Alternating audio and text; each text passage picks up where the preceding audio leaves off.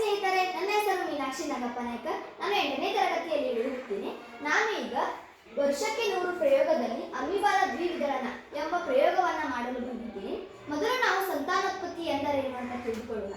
ಸಂತಾನೋತ್ಪತ್ತಿ ಎಂದರೆ ಒಂದು ಜೀವಿಯು ತನ್ನನ್ನೇ ಹೋಲುವ ಮತ್ತೊಂದು ಮರಿಜೀವಿಗೆ ಜನ್ಮ ನೀಡುವುದನ್ನು ಸಂತಾನೋತ್ಪತ್ತಿ ಎನ್ನುತ್ತೇವೆ. ಅದರಲ್ಲಿ 2 ವಿಧ, ಅವೆಂದರೆ ಲೈಂಗಿಕ ಸಂತಾನೋತ್ಪತ್ತಿ ಮತ್ತು ಅಲೈಂಗಿಕ ಸಂತಾನೋತ್ಪತ್ತಿ. ಲೈಂಗಿಕ ಸಂತಾನೋತ್ಪತ್ತಿ ಎಂದರೆ 2 ಲಿಂಗಾಣುಗಳ ಸಮ್ಮಿಲನವನ್ನು ಲೈಂಗಿಕ ಸಂತಾನೋತ್ಪತ್ತಿ ಎನ್ನುತ್ತೇವೆ. ಅಲೈಂಗಿಕ ಸಂತಾನೋತ್ಪತ್ತಿ ಎಂದರೆ 2 ಲಿಂಗಾಣುಗಳ ಸಮ್ಮಿಲನವಿಲ್ಲದೆ ಸಂತಾನೋತ್ಪತ್ತಿಯಾಗುವುದಕ್ಕೆ ಅಲೈಂಗಿಕ ಸಂತಾನೋತ್ಪತ್ತಿ ಎನ್ನುತ್ತೇವೆ. ನಾವು ಈಗ ಅಮೀಬಾದ ದ್ವಿವಿದಳನದ ಬಗ್ಗೆ ತಿಳಿದುಕೊಳ್ಳೋಣ. ಈ ತಾಯಿ ಕೋಶದಲ್ಲಿ ಒಂದು ಕೋಶ ಕೇಂದ್ರ ಮತ್ತು ಕೋಶ ದ್ರವ್ಯಗಳು ಇರುತ್ತವೆ. ಸಂತಾನೋತ್ಪತ್ತಿಯ ಸಂದರ್ಭದಲ್ಲಿ ಈ ಕೋಶ ಕೇಂದ್ರ ಮತ್ತು ಕೋಶ ದ್ರವ್ಯಗಳು ಸ್ವಲ್ಪ ಪ್ರಮಾಣದಲ್ಲಿ ವಿಭಜನೆಯಾಗುತ್ತವೆ. ತದನಂತರದಲ್ಲಿ ಅವು ಮುಕ್ಕಾಲು ಭಾಗವಾಗಿ ವಿಭಜನೆಯಾಗುತ್ತವೆ. ನಂತರದಲ್ಲಿ ಅವು ಸಂಪೂರ್ಣವಾಗಿ ವಿಭಜನೆಯಾಗುತ್ತವೆ.